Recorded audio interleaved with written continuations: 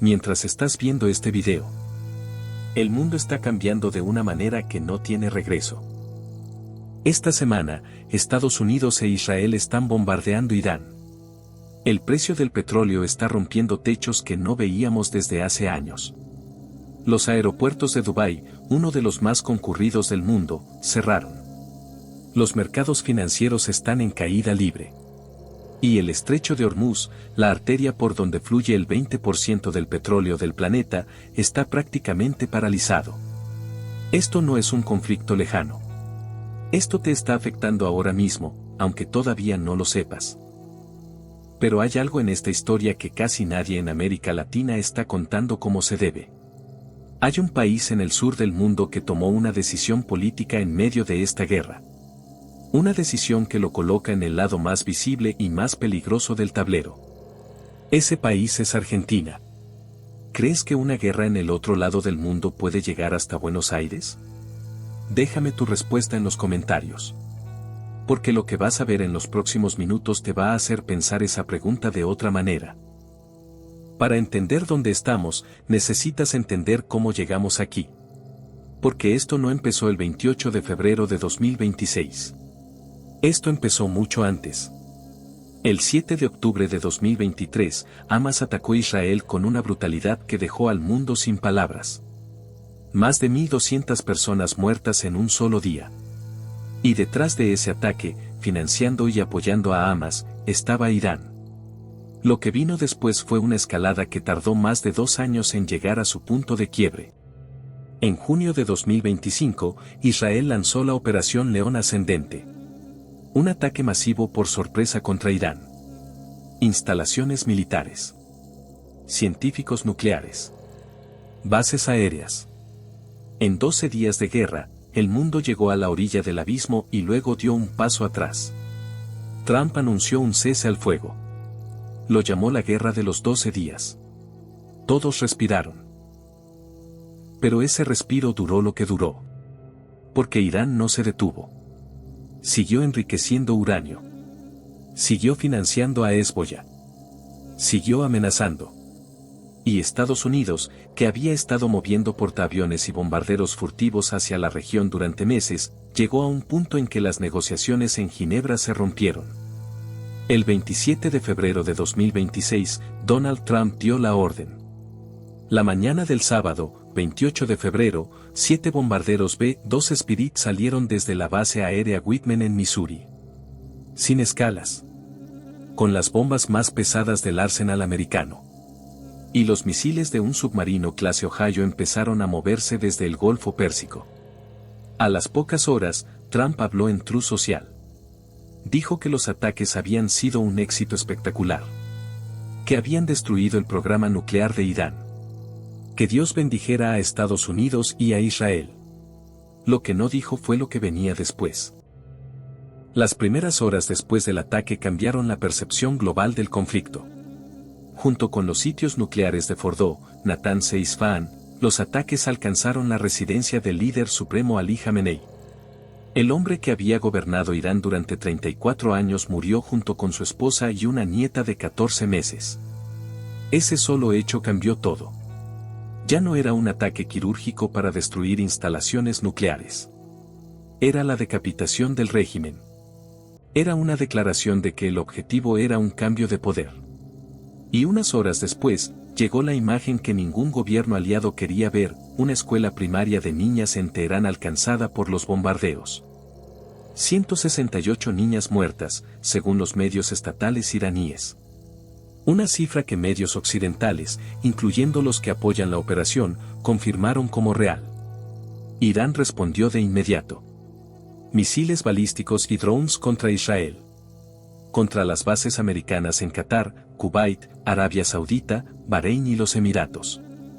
Contra instalaciones energéticas en los países del Golfo que habían permitido operar a las fuerzas americanas.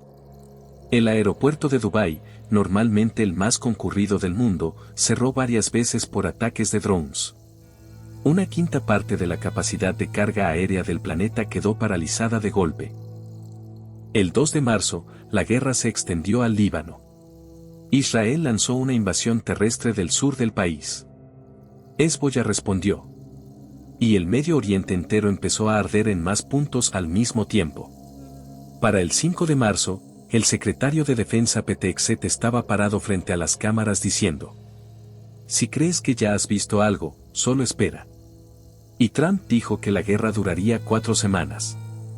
4 semanas. Como si el fuego tuviera horario de cierre. Aquí es donde la historia se vuelve más compleja. Porque este no es un conflicto bilateral. Es el momento en que las líneas que dividen al mundo se están volviendo visibles con una claridad que no veíamos desde la Guerra Fría. China fue inmediata en su condena. El Ministerio de Relaciones Exteriores de Beijing calificó el asesinato de Jamenei de grave violación de la soberanía iraní y exigió el cese inmediato de las operaciones militares. No es solo retórica diplomática. China es el único comprador importante del petróleo iraní. Sus intereses económicos en Irán son enormes. Y su posición en este conflicto es la de una potencia que observa con atención cómo Estados Unidos actúa unilateralmente y se pregunta qué implica eso para Taiwán, para el Mar del Sur de China, para el orden mundial que China busca reconfigurar. Rusia, por su parte, también condenó. Corea del Norte lo llamó la conducta de un gángster. Y dentro de Europa, las fisuras son profundas. Francia, Alemania y el Reino Unido no respaldaron el ataque. El primer ministro británico Keir Starmer dijo que no iba a unirse a una guerra sin base legal y sin un plan viable. Trump lo criticó públicamente en redes sociales. La relación atlántica, ya tensa desde el segundo mandato de Trump, se agrietó un poco más. Italia dijo que usaría sus bases si Estados Unidos lo pidiera, apelando a un tratado de 1954. España hizo lo mismo. Pero el 56% de los italianos, según una encuesta, desaprueba la ofensiva. El mundo no está unido detrás de esta guerra. Está partido. Y cuando el mundo está partido, los conflictos no terminan rápido. Se enredan. Se profundizan. Encuentran maneras de expandirse hacia lugares que nadie anticipó. Eso es lo que hace que lo que viene sea tan importante de entender. Necesito que visualices algo. Hay un estrecho de agua en el Golfo Pérsico llamado Hormuz. Tiene en su punto más angosto solo 55 kilómetros de ancho. Y por ese corredor de agua pasa el 20% del petróleo que consume el mundo entero. Irán amenazó con cerrarlo completamente. Y en buena parte lo logró. Antes de la guerra, por el estrecho de Hormuz pasaban en promedio 129 buques mercantes cada día. El 1 de marzo, ese número cayó a 20. Hoy pasan 4 o 5. El tráfico se desplomó un 90%. El resultado fue inmediato. El barril de petróleo Brent, que cotizaba en $73 antes del 28 de febrero, llegó a $119 en cuestión de días. Su nivel más alto en más de 3 años y medio. En su punto más extremo del domingo, tocó $110 de manera fugaz. El precio de la gasolina en Estados Unidos tuvo el mayor aumento diario en más de 20 años. Las bolsas de Asia y Europa se desplomaron. El Nikkei cayó más de un 5%. Wall Street entró en rojo. El CEO de Saudi Aramco, la mayor empresa petrolera del mundo, salió a decirlo sin rodeos: habría consecuencias catastróficas para los mercados y la interrupción del estrecho continuaba. Irán, por su parte, elevó la amenaza. Este miércoles 11 de marzo, su portavoz militar fue terminante: Irán no permitirá que ni un solo litro de petróleo cruce el estrecho en beneficio de Estados Unidos, Israel o sus socios. Y agregó que si alguien intenta bajar el precio del petróleo con medidas artificiales, esperaran el barril a $200. $200 el barril. Eso no es una crisis energética. Es una crisis de civilización. Los países más vulnerables son los que dependen de importaciones energéticas y los que tienen deuda en dólares. Los países pobres. Los que ya estaban al límite antes de que empezara todo esto. Y América Latina, con su historial de fragilidad macroeconómica, está en esa categoría. Ahora llegamos al capítulo que más me importa contarte hoy. Cuando el mundo tomó posiciones frente a este conflicto, Argentina hizo algo que ningún otro país de América Latina hizo. Apoyó abiertamente los ataques. El presidente Milei, desde la Cancillería argentina, respaldó de manera explícita la ofensiva de Estados Unidos e Israel contra Irán. El gobierno emitió un comunicado oficial que no dejaba margen para la interpretación. Argentina fue el único país de toda la región latinoamericana en hacerlo. Brasil no lo hizo. México no lo hizo. Colombia, Chile, Perú. Nadie más en el hemisferio tomó esa posición. Solo Argentina. Y Milei fue más lejos todavía. El 9 de marzo, parado en el podio de la Universidad de Nueva York, dijo algo que conviene que escuches con atención. Me siento orgulloso de ser el presidente más sionista del mundo. Nos han metido 2 bombas, una en la AMIA y otra en la Embajada de Israel. Por lo tanto son nuestros enemigos. Pero además tengo una alianza estratégica con Estados Unidos e Israel. Hay que reconocer que hay una lógica en esas palabras. La historia argentina con Irán es real, es dolorosa, y vamos a hablar de eso en detalle.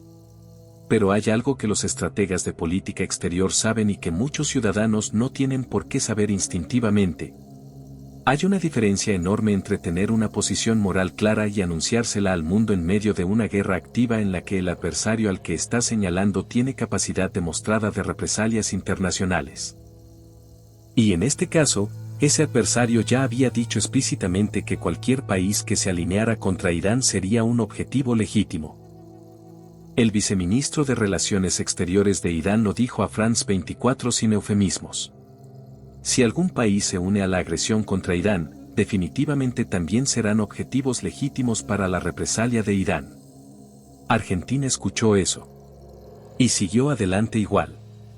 Para entender por qué Argentina no es un país más en este conflicto, necesitas conocer lo que Irán le hizo a ese país hace 30 años. El 17 de marzo de 1992.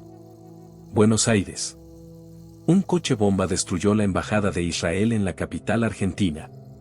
22 personas muertas. 242 heridos. Fue el primer gran ataque terrorista del siglo en América Latina. 2 años después, el 18 de julio de 1994. Una camioneta cargada con explosivos se detuvo frente al edificio de la AMIA, la Asociación Mutual Israelita Argentina, en pleno corazón de Buenos Aires. La explosión mató a 85 personas. 300 resultaron heridas. Fue el atentado terrorista más grande en la historia de Argentina. Y sigue sin tener una resolución judicial completa más de 30 años después.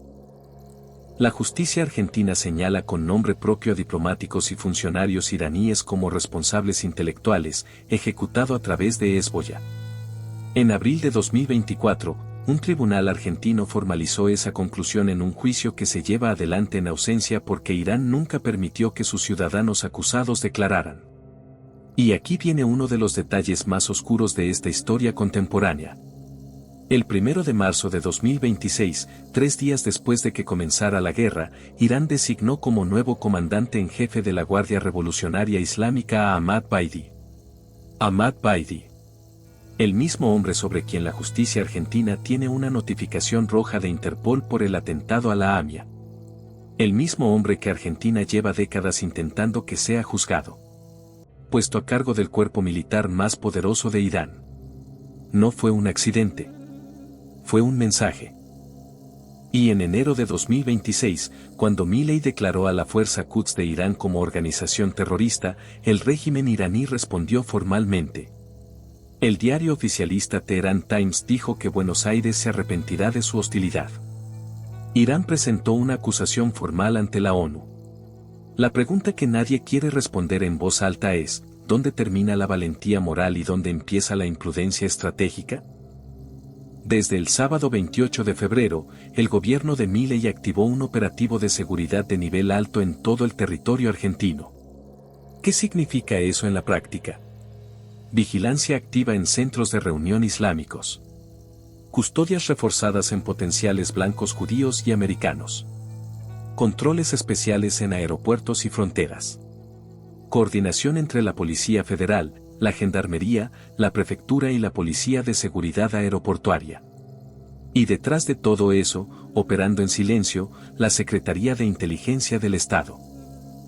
Cuando un gobierno activa ese nivel de alerta, no lo hace por precaución cosmética. Lo hace porque hay inteligencia. Porque hay algo concreto que preocupa.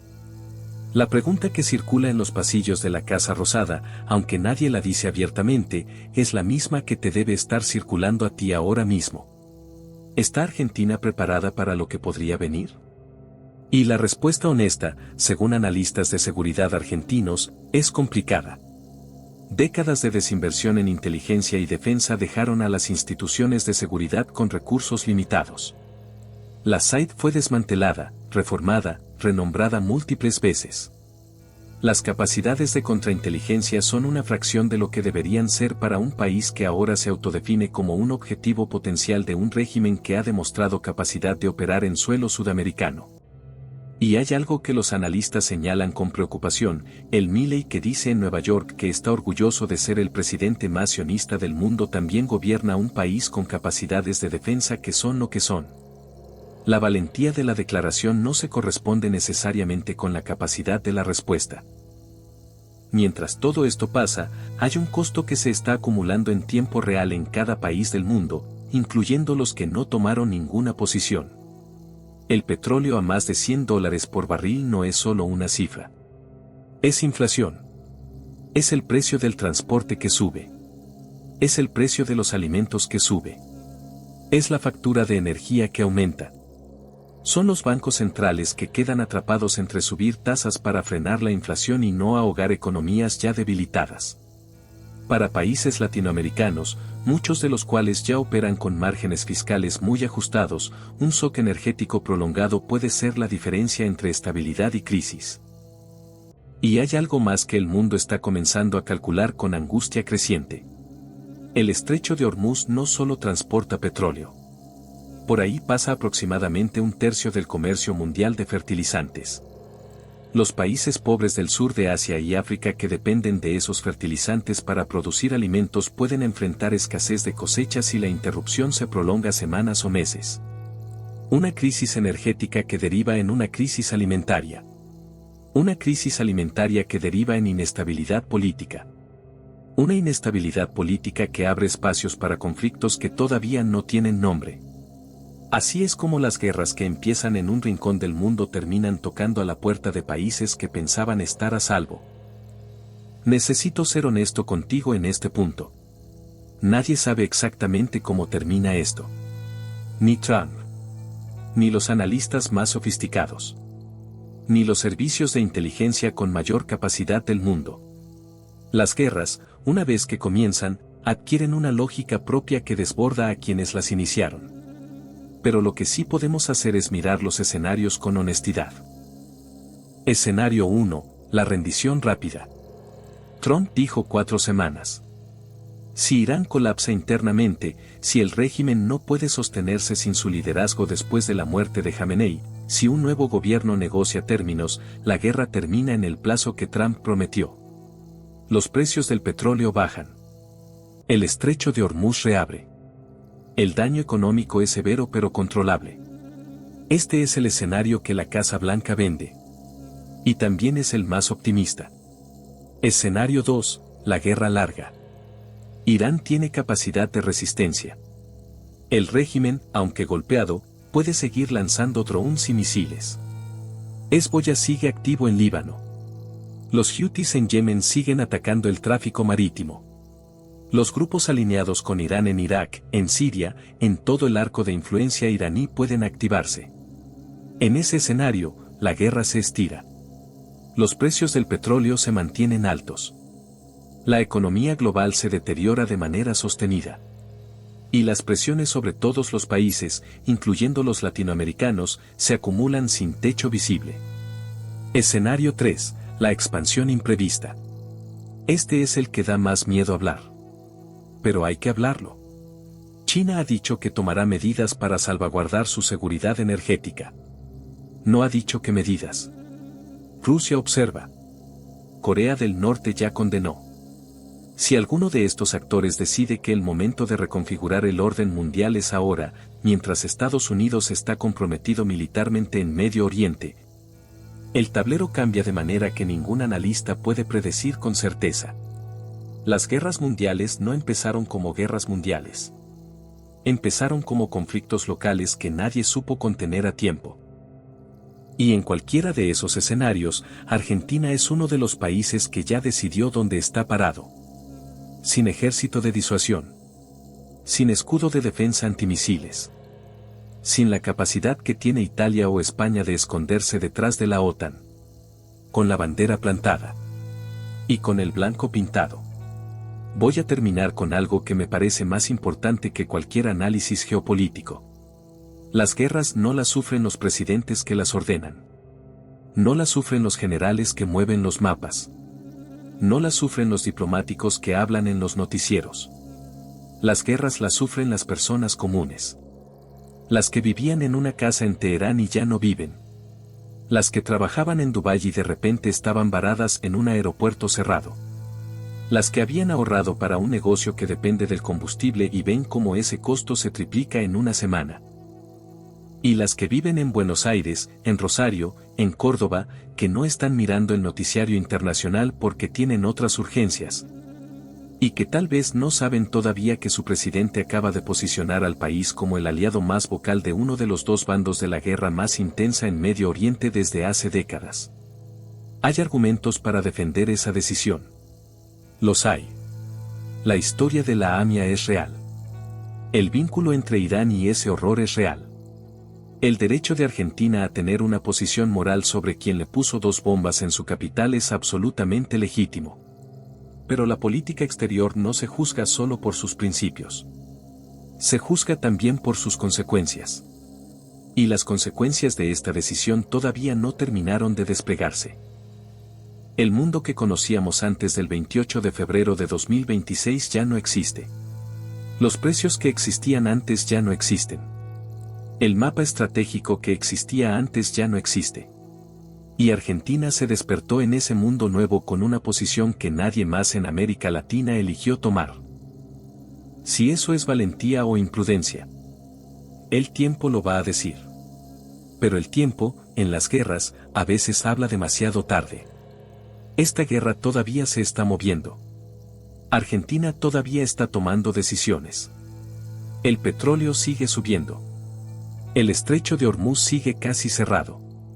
Cuando algo cambie de manera significativa, lo vas a ver aquí primero. Así que suscríbete. Activa la campana. No para recibir todo, sino para no perderte lo que importa. Y deja tu comentario, ¿crees que Argentina tomó la decisión correcta? ¿O crees que el país asumió un riesgo que no tenía por qué asumir? Quiero leer lo que piensas. En serio. Porque aquí no contamos historias ligeras. Aquí abrimos el archivo crudo.